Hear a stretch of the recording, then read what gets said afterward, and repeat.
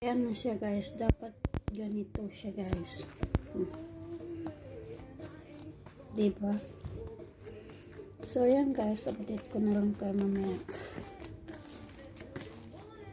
Ang ating finished product guys. Paansahin lang natin yan. Tapos lagyan natin ng konting itlog sa yung yellow ng itlog sa ibabaw. Tapos ilagay natin sa oven. Tapos ito yung iba. Ayan. Wala po ito pala man, bread lang siya na normal na bread. Ay nako. So ayan guys, mamaya update ko na lang kayo. At syempre nanonood pa rin ako ng TV. Ayan po. Yung ating tinapay guys, tingnan nyo, umano na siya, umalsa na.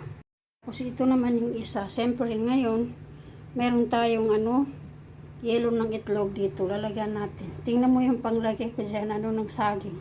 Dahon ng saging. Dahil wala akong brush, nasira yung brush ko. Guys, maglalagay tayo niyan. Madali lang naman yan gawin guys, maggawa ng tinapay. Itong tinapay natin, simple lang to, walang palaman. Pero masarap. Dahil meron tayong ingredients na nilagay dito. Ayan, ay. Pagkatapos natin lagyan ng yellow ng itlog, ilagay natin sa oven. Habang naglalagay ko nito guys, pinainit ko na yung aking oven. Ayan. Siguro naman okay na to. Nakikita ninyo kung ano nang ginagawa ko. Lahat ganyan lang. Lagyan natin lahat. Okay guys. So ayan guys, update ko na lang kayo pagluto na. Bye-bye. Ayan guys, ito na yung ating bread.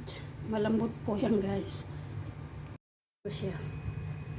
Masyado siya luto. Pero mamaya na lang. Update ko kayo mamaya.